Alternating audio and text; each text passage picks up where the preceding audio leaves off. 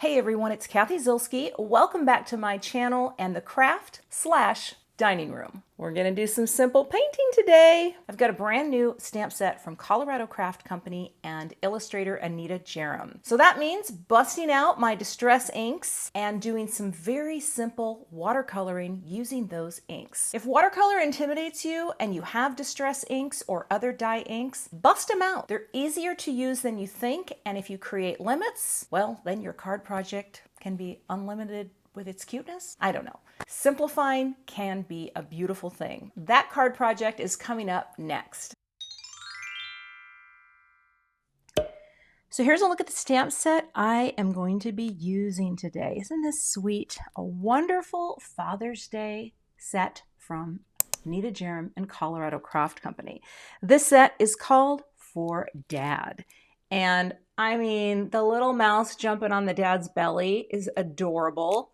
And look at him or her nestled in on the chair. I think this is really fun. And so today I'm going to take this image and just do a very simple watercoloring with distress ink. So I've got three colors. I'm not sure if I'm going to go pumice stone or Victorian velvet yet for the mouse bodies, but I will use a little pink inside their ears and cheeks. I've got VersaFine Clair, which is a watercolor friendly ink.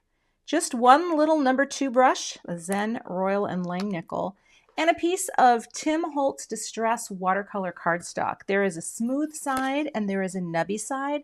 I think I'm going to use the nubby side today because I like the texture that this has. And of course, I'll have a few other things as we go, but this is going to be really simple, so let's get started. So there are coordinating dies available for this set. I do not have them, so I'm going to actually plan my card out to be, well, not one layer. Well, this is going to be a panel in my card. And so I think what I'm going to do is just kind of try to, envision how I'm going to do this card panel. I think what I'll do is just stamp little daddy mouse and baby mouse. Well, it's not really baby because babies don't do that. Just like stamp it right in the center, because then I have the option to do some trimming down of this panel for my finished card. So I want to make sure I leave enough room to kind of imagine that space. And I will go ahead, pick this up with the door of my MISTI. Oh my goodness, I forgot that I, look at that. Let's try that again. I am, oh, Cathy, your live card making is thrilling. Okay, let's do that again. Here we go. Putting that right in there. Again, is he flat on his back? He is. And let's give it a whirl. All right, picking that up. I'm just going to reposition just to make sure this is exactly in the same spot because I'm going to be inking this probably twice. But let's just do this. Let's give that little rub over the stamp to remove any of that sort of residue. And your stamps, these photopolymer stamps, they definitely stamp better and better with time because they become very conditioned and they will get better and better. VersaFine Clair Nocturne. Loving this ink.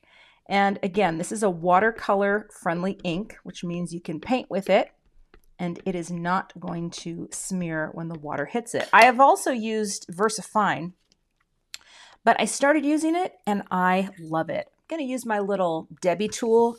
This is just a tool that lets me put that nice even pressure on the MISTI door while keeping my wrists in a very neutral position, which if you have wrist pain, which I do, it's a bonus. And look at that gorgeous impression. You know what? I don't think I need to stamp that again. This ink, seriously, the Nocturne blows my mind. So loving that. I'll just give a quick wipe to the stamp with my damp stamp Shammy. Okay. And just pop it right back in my lovely little holder. A little guy like that. Close it up. Doesn't get too smelly. All right, moving on. So what we're going to do here is we are going to use the pumice stone and the Victorian velvet for the bodies. Okay, just a little here. And we're going to use a little Kitsch Flamingo as well. I'll pop that down there for now because I'm not quite ready for that. But I'm just smushing them down onto my little Art Impressions palette. I've got my brush here. And all I'm going to do is water down this color here, right? I've got my little water jar right off camera. Just kind of water it down And I'm just going to come in here, minding the feet, and just bring in this color here right on his back. This is going to be the most shadowed area, I think, because, and I'm going to make his hands brown. Well, it'll all make sense. But I think this is going to be the most shadowed area because he's on the ground, right? So, you know, you got this little heavier down here with the color, and then we're going to water it down and just bring it up a little, right? We're going to pick that up and just bring that up a little. Now, I believe in keeping painting so simple. I have other videos I've done with Anita Jerem stamps too, and I'll pop some cards up for you, but I definitely find that keeping it really simple, limiting my colors, just gives me better results. And the thing is too, like, it doesn't have to be, you know, really challenging coloring. It can be so simple like this. Like if I were using Copic markers right now, I don't think I would quite get the same effect. And that's one of the things that I love about painting with distress inks, because you should have little shading variations in there, right? I mean, that's kind of what makes it look fun. And now I'm going to bring in this little Victorian velvet here just to add a little depth of color around his haunches and kind of come up a little. Oh, I just got some right there on his head because I can't seem to paint without making a glitch, but that's all right. It is not meant to be Picasso here, friends. It is totally, I am what you call amateur hour. But look at that. Isn't that fun just to have a little pink in his body for a little depth, right? I think that's kind of cute. Now, I'm going to move up to Junior. Don't really know what Junior's doing, but I will say this about Junior. Junior doesn't have to be as shadowed because he's on top of Pop. And so I think he would be lighter because there's, you know, Pop's got the shadow down there at the bottom. Junior, not so much shadow. The other thing too is, like, for me, I tend to stick with simple images like this, right? But I also tend to stick with just one brush, you know, just one. I have some kind of pricey brushes that I almost never use. There's probably no reason. Like, I'm just not skilled enough to require a fancy paintbrush. Maybe someday, you know, when I learn more about them. But here we go. I just put a little bit of pink, a little bit of that Victorian velvet on his body too. That just kind of creates a look. I want his tails and feet to be, you know, pink, but I think this Kitsch is too bright. So I'm actually going to mix in a little Victorian velvet and maybe even a little of that, right? I don't want his tail to be so pink that it looks abnormal. So we'll just come in here, right? And just make it this pink. Subtle, subtle. We don't want to scare the children, right? We don't want too bold and bright a pink, but his feet should be pink. Oh, and I actually missed part of his little body, so I'll have to go back in and do that too. And that's okay. I'll get in there. But I'm going to come down, maybe make it a little darker in here, like that. There we go. Coming along like that, okay? Let's also come here where we can fit in that little bit of pink. Very, very small area. That's another reason I like these small number 2 brushes. Because, you know, if you have a little tiny area, it's a little tricky to get in there, but not so hard. See that? I think I forgot his hand too. Okay, let's go back to this color, right? Kind of dab it off a little, and then let's get the parts that we missed. I don't always see what I'm doing here. Get in there, a little bit, and a little bit. All right. Now I left that, well, you know what? I'm gonna go just lightly over it because I want more of that to be pink and I want their noses to be pink. But I think I do need to bump up the pink. So I'm gonna smush down a little more. And I'm actually just gonna let these dry for a second before I add the pink. While I'm waiting for that to dry, you know, one thing you can do, it works better with watercolors, but like I can wet down the little blob area that I did and then just kind of go pick it up to lighten it. It's a little lighter, you know. I was just getting a little messy here. And let's just do a little in his ears like that. Okay, just want to have a little, you know, you just want to have, right, the suggestion of the color in the ears like that. Inside of the ears like right? Not too much, but not too little. And a little nosy, like that. And same with his little nosy here. Just a little pink. And then a little pink in his ear there. Like that. That might have, there we go. All right. And now you can see just, you know, just the smallest amount with a little bit of pink in there, I think looks nice. I'm going to put also a little bit on his cheek. Just a little right there. There's no reason Dad can't have a rosy cheek. And there's no reason Junior can't have little rosy cheeks up here either. Like that. So cute. Now here's what I'm wondering. Should I ground Dad on some grass? And I think maybe yes. I'm checking out a few colors, and this is where I don't, oh yes, that is amazing. Okay, Shabby Shutters for sure, because that is going to give me a little depth here. And I think all I'm going to do, right, is just, and maybe I do want a big, no, I'm not going to do a bigger brush. I'm just going to water this down a little, and again, come over here, try not to make a huge mess. And all I'm going to do is just paint a little grounding underneath the mouse, Dad, just for, you know, just for a little grounding, like they're at the park, he's just laying in the grass, right? No heroicness at all, just that, just so simple. And I'm so proud of myself when I do this, right? Because, you know, this is something you can do so easily, and that way, get it a little lighter here. You know, you've just created a grounding, and that looks great, right?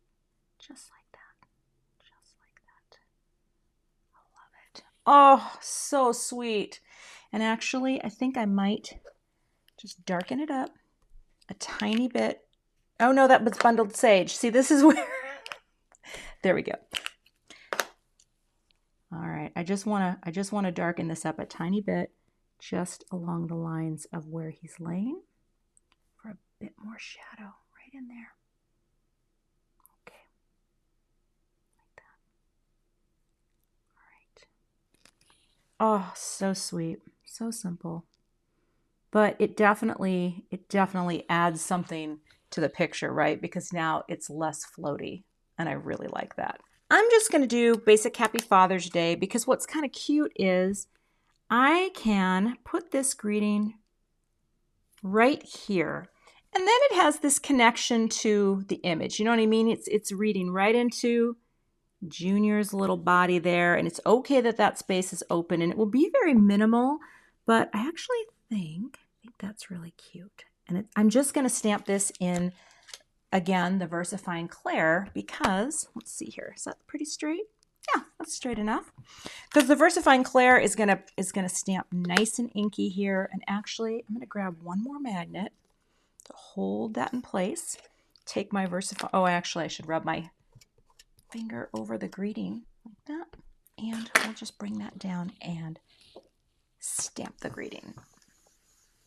Oh, I just grabbed the other tool. I have two of these. One is called the Nicole. It has a smaller knob for smaller hands. Oh, look at that perfect inky greeting. Happy Father's Day. All right, now to move on to some die cutting, and then we will complete the simple card. All right, I went ahead and used that panel die, to cut out this panel, and now we can move on to choosing some cardstock. Actually, do I have a little schmutz there too? All right, I'm gonna go like that. You know, why not? These mono sand erasers are so great because they just take the surface off of your cardstock, and now that is ready to go. All right, let's grab cardstock. So I'm grabbing my little swatch ring here. These are my Gina K cardstocks, and I actually think, well, let's see. I think grass green would be cute because it kind of picks up. Lucky, no, that's too bright. Jelly bean green is actually not, well, actually that's pretty too. You know what? I think I'll go with jelly bean green. So let me grab some cardstock that's cut down from my card base. All right, I'm gonna go ahead and score my card base at 4 1/4. This will be a US A2 card, so 4 1/4 tall by 5 1/2 wide. Let's fold hold you down here. Okay. And this is the Jelly Bean Green cardstock, which I actually think is really nice because the Shabby shutters that I used actually reads a lot brighter than I thought it would. And I think that's kind of cool. All right, so there's that. Let me grab some foam tape. All right, the nice thing about the foam tape too, if there's any warping on your watercolor panel, it will help it to kind of straighten it out. I always just do the 3 strips like this. Now let's get you lined up here. Make sure you're nice and bent, and make sure you pop it on the right side. Lord knows I've done that too many times where I put it on the wrong folding side. All right, visualize that space on all 3 sides, that lovely margin, and press. Oh, so sweet, right? Look at that simple card. I mean, you know, it's very, very simple. I think my dad's gonna love this, right? It's painted. I think I did a good job. And I also have an idea for the envelope because I have matching cardstock and envelopes from Gina K Designs. So let me show you an idea I have for the envelope. So I love to decorate an envelope so much, and I think this could be really fun to just take the same stamp that you're using on the inside, right? You know, and kind of set it up here. I'm even going to take, I love you, Dad, this little stamp here like this, and just pop it right there. Because then it kind of gives you a preview of what's to come. And one way you can do this that's kind of fun, and I'll turn it this way so it's a little easier to see, is to create a tone-on-tone look by using the same color ink. So what I'm going to do here is I'm actually going to stamp this image in Jelly Bean Green, and it will create this really nice tone-on-tone look for the card. Now let's just move this. I hope the flap doesn't interfere. Sometimes I have issues when I'm doing this, but I think this will be fine. Pushing it right into the corner here, inking this up so that it will also bleed off the edge, and then we're just going to press. Give a nice press here. And it's just a fun way to make the front of the card, or make the front of the envelope kind of give you a little preview of what's to come. I always press really well over where the bleed off the edge occurs. Oh, so cute. And then just quickly wipe that off my MISTI. But now I have this cute little image stamped onto the envelope. I'll address it here. And of course, you know, then it has this lovely connection to what's inside. So that's my finished card project for today. And hopefully this, again, inspires you to get out those dye inks that you have, distress inks, and give painting a go. This is not going to win any art awards, but you know what? I think it's going to win my dad's award. So there you go. Thanks again for watching. All supplies are linked below, and I'll see you back here with another card project soon. Thanks so much for watching today. I would love to have you become a subscriber to my YouTube channel. And if you do subscribe, be sure to hit the gray bell below the video so that you don't miss the next time I post. Here are a couple other videos that you might be interested in watching. Thanks so much and have a great day.